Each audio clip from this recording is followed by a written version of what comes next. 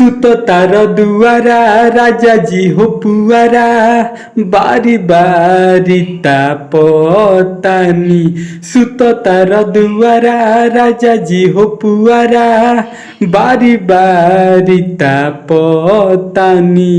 सरदी से हाफतानी तकिया के चापतानी। सरदी से हाफतानी तकिया के चापतानी। तो इसी ट्रैक पर ऑर्केस्ट्रा में बजने वाला बिल्कुल धांसू मैटर लाए हैं दोस्तों, फुल और फ्री आप सबके लिए। नीलकमल सिंह जी का ट्रैक है दोस्तों। उम्मीद करता हूं कि आप सबको ये सॉन्ग बहुत ज़्यादा पसंद आने वाला है। तो प्लीज़ इस वीडियो को लाइक कर दीजिए और अपने भाई के चैनल पर नया हैं तो चैनल को सब्सक्राइब करके बगल में बेल आइकन की घंटी जरूर दबाइएगा हमारा वीडियो सबसे पहले देखने के लिए। तो चलिए देरी ना करते हुए आज का सॉन्ग देखा जाए और सुना जाए कैसा है। तो मुखड़ा इस प्रकार है दोस्तों। गोइनी गवानामा हमरो सजानामा दिहले उ दियावा बुताई। गोइनी गवानामा हमरो सजानामा दिहले उ दियावा बुताई। धली हले हमरो कलाई करे लगनी माई माई। धली हले हमरो कलाई करे लगनी माई माई।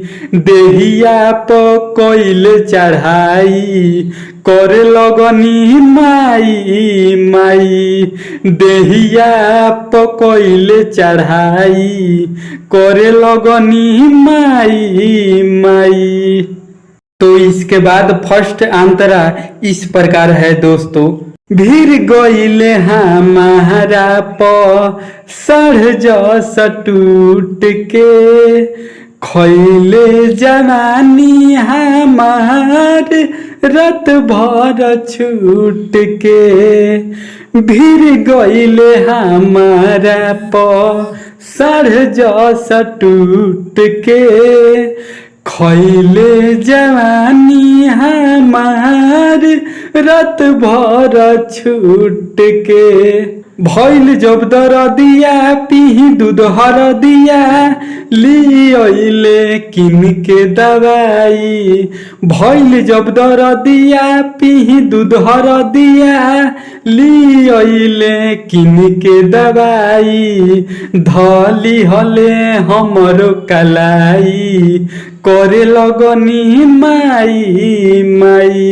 धली हले हमरो कलाई करे लगनी माई माई। देहिया पकइले चढ़ाई करे लगनी माई माई। देहिया पकइले चढ़ाई करे लगनी माई माई। तो चलिए दोस्तों अब लास्ट अंतरा को सुनते हैं।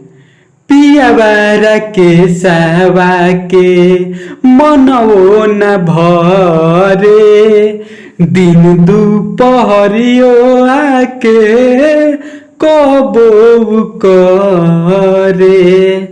पियावारा के सहवा के मनवो न भरे दिन दुपहरियो आके कबो करे। दिल बड़ा साजा मिले बाकी माजा रतिया में होला लड़ाई। दिल बड़ा साजा मिले बाकी माजा रतिया में होला लड़ाई। धली हले हमरो कलाई करे लगनी माई माई, धली हले हमरो कलाई, करे लगनी माई माई, देहिया पकइले चढ़ाई, करे लगनी माई माई, देहिया पकइले चढ़ाई, करे लगनी माई।